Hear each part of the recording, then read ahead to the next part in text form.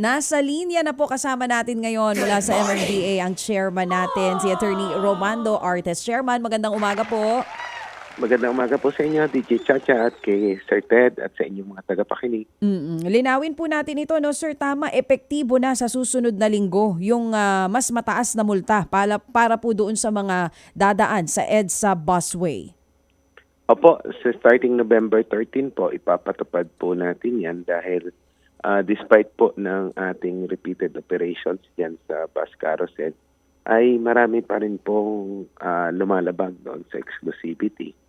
At kaya minabuti na rin po namin, nakikita naman po namin yung comments sa aming mga social media pages at yes, sa ibang nagpo-post regarding paglabag dyan po na mga nabibidyohan na nagsasuggest na taasan yung penalty as a deterrent. Marami rin po, or may ilan na nagsasabi na anti-poor ito, hindi naman po siguro matatawag na gano'n dahil kahit mayaman ka o mahirap ka, hindi po dahilan yung kahirapan para mag-violate. Dahil bawal po yan. At yan naman po ay penalty lamang doon sa mga illegal na gumagamit. At masasabi ko rin po, Sir Ted, tsaka DJ Chacha, simula po noong nagkausap tayo noong nakaraang linggo, ay mahigpit naman po ang ating bilin sa ating mga enforcers na wala pong itatangi basta po nagbabiolate ng exclusivity ng bus lane ay kailangan pong kulihin. Lahat po ng gumagamit niyan outside doon sa 3 otorisadong vehicles na gumamit itong bus lane according to DOTR regulations ay huhulihin po. Sige, mamaya balikan po natin yung sinasabi ninyong wala pong itatangi. Lahat ng hindi po pwedeng dumaan ay huhulihin. Isa-isahin lang po natin para lang dun sa kapakanan ng mga nakatutok sa atin ngayon para hindi sila mabigla at talagang magkagulatan sa Lunes. Magkano po ang first offense, second offense, and so on dito sa mga lalabag dito po sa pagdaan nga sa EDSA bus lane? Unang-una po yung first offense ay 5,000 pesos. Ang second offense po ay 10,000 pesos. At may kaakibat po yan na suspension ng lisensya for 1 month. At ganoon din po i-require po natin mag-seminar. At ganoon din po sa third offense, 20,000 pesos plus 1 year suspension ng lisensya. At pag numulit pa po uli at nag-fourth offense pa, 30,000 pesos po at permanent revocation na po ng lisensya. Oo, talagang mahigpitang laban na talaga ito, Chairman. No? Will this be 24/7? Kasi kanina nabanggit ko kay Manong Ted, as early as 5 a.m., may mga dumadaan sa EDSA busway. Pag pinatupad po ba ito sa Lunes, ganun kaaga? May mga manghuhuli na? Well, ang duty po kasi ng ating mga enforcers ay nagsisimula ng alas 5 ng umaga hanggang alas 10 lamang ng gabi. Unfortunately, suspended po ang ating no contact apprehension program or dahil po na TRO po yan ng Supreme Court at hanggang ngayon ay wala pa pong desisyon. So, hindi ko po masabi na 24/7 yung operations po natin pero basta yung duty hours po natin between 5 a.m. to 10 p.m. Oo. Opo, manghuhuli po tayo. O maniniket na po sila. Opo. Alas 5 ng umaga hanggang alas 10 ng gabi, pagsapit po ng Lunes, November 13. Isa-isa nyo na po kung magkano yung magiging increased fines para nga po dito sa violation na ito, both for public and private vehicles. Tama po, sir? Tama po yan. At yung meron din pong nakalagay sa ating resolution na inaprobahan po ng Metro Manila Council na yung mga tumatakbo po or tumatakas ay ire-report po natin yan sa LTO at yung pong penalty ay ipapataw doon po sa may-ari ng vehicle, including po yung may-ari ng vehicle na may lisensya para doon sa suspension po. Kasi marami rin po kaming report na tumatakbo po yung mga hinuhuli, lalong-lalo na po yung mga nakamotor na hindi naman po namin lahat mahabol dahil nagpapasingit-singit na mas delikado rin po sa aksidente. Ngayon, ang tanong po ng karamihan dito na kanina nabanggit nyo na rin po, sino nga po ba ang pupwede lang talaga dumaan sa EDSA bus lane para lang po mas malinaw? Opo, ayon po sa DOTR na regulasyon, ang pwede lamang po dyan ay yung mga buses na bumibiyahe sa bus carousel lane. Pangalawa po ay emergency vehicles at pangatlo po ay clearly marked government vehicles. So, hindi lamang po sufficient na naka-red plate, dapat po may marka kung anong ahensya sila nabibilang para po ma-recognize. In fact, kahit yung may mga stickers, minsan pinapara pa rin po natin para tingnan po yung rehistro dahil madali lamang pong maglagay ng peking rehistro. So, dinodouble check din po yan ng ating mga kasama. Oo. Ganon din po ng IAC. Oo. Pwede ba nating elaborate, sir, kung ano-anong government vehicles na sinasabi niyo po kanina na clearly marked government vehicles ang po pwedeng dumaan dito? Halimbawa, mga sasakyan ng mga pulis.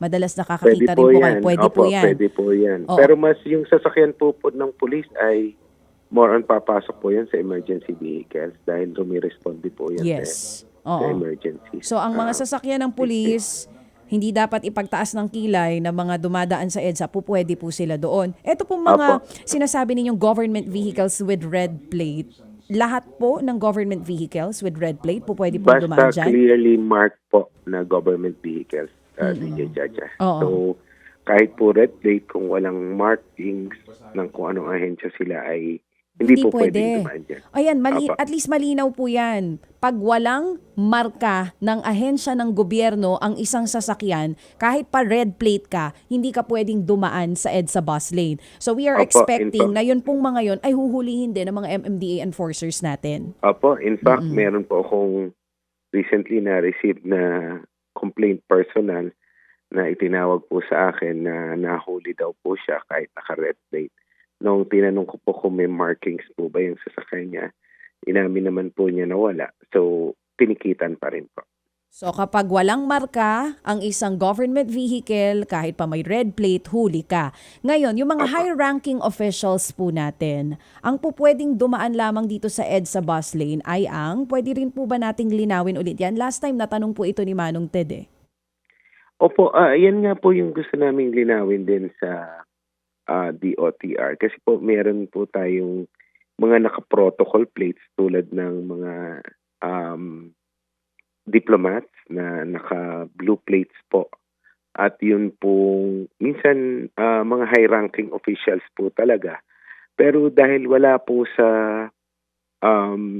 exemption ng DOTR yan, pinapara pa rin po namin na tinuhuli. In fact, meron din po akong reklamong natanggap na nagagalit nga po yung ibang high-ranking officials dahil napapara pa rin po sila at nakatitikitan despite the fact na naka-protocol plates po sila. Ang lagi nga po rin namin sinasabi na kung wala pong direktiba na manggagaling po sa DOTR regarding these vehicles na naka-protocol plates, ay hindi pa rin po sila pwedeng dumaan dyan sa bus carousel. So ang ibig pong sabihin nito, ito pong mga senador at mga congressman or even mayors na may mga kasamang hagad, bawal po sila dumaan dito sa EDSA bus lane. Huhulihin din po sila starting on Monday. Supposedly po, basta naka-protocol, kahit naka-protocol plates ay hindi po pwedeng payagan dyan sa bus carousel as a matter of policy po. Protocol Yes, po. plate, protocol plate, that's 7 for senators, 8 for congressmen, and dun sa mga judges, meron pang ganyan eh. Opo, hindi rin sila pwede.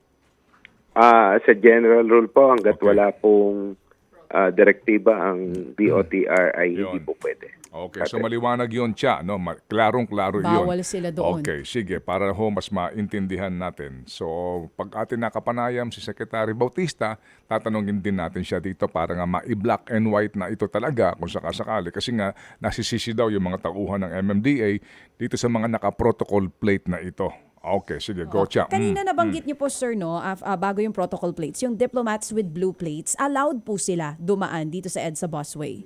Well, technically, hindi rin po pwede dahil nga wala po silang exemption. Pero dahil meron din naman po silang immunity sa mga minor violations na ganyan. Kaya po hindi rin po natin mapara at matikitan, DJ Chacha. Oo. Nabanggit nyo rin po kanina na may mga tinitikitan na rin po kayong mga government vehicle sa dumadaan doon na hindi markado? Opo, meron na po. At may ilan lang po naman ako na-receive na kumbaga nagtatanong din po na kung bakit red plate sila ay inuhuli. Ayun nga po, upon clarification, pag na banggit po na wala silang marking ay talaga po dapat po talagang hulihin. At least malinaw po sir na talagang walang sisinuhin pagdating po nitong Lunes. Ngayon sir, meron pa po kayong iba pang mga, ito medyo kalituhan kasi meron tayong mga ibang netizens na ang akala ngayong, actually nung Monday, ang akala nila kahapon, magsisimula na yung pagpapatupad nitong pag-alis nung window hours. Pero na-postpone po yata iyon. Kumbaga, aprobado na ng Metro Manila mayors, pero hindi pa mai-implement. Kailan po ang implementation nito? Actually, pag-aaralan pa po namin, DJ Chacha, itong darating na linggo, kung talaga pong sisikip yung daloy ng traffic at makikita po namin na yun pong pag-lift ng or yung window hour ay sumisikip na rin po during window hours at kung ito ay nag-spill over during rush hour lalong-lalo na po sa hapon. Kaya po itong week po na ito pag-aaralan namin pero magbibigay naman po tayo ng lead time para po magawa yung necessary announcements para hindi po magkalituhan at magkagulatan.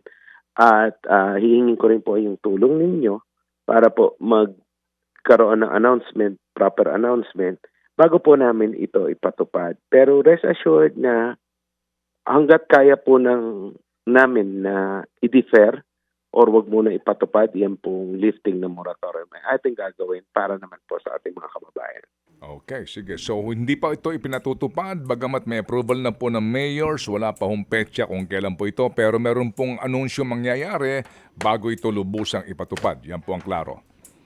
Apa, ganun nga po, Katet. At Okay. salamat po sa pagbibigay ng pagkakataon para ma-explain po. Yan. Opo, thank you. And sir, pwede ho bang mag-post ang sinumampong netizen ng mga video ng mga dumadaan sa busway na sa pananaw po nila ay hindi naman otorisado?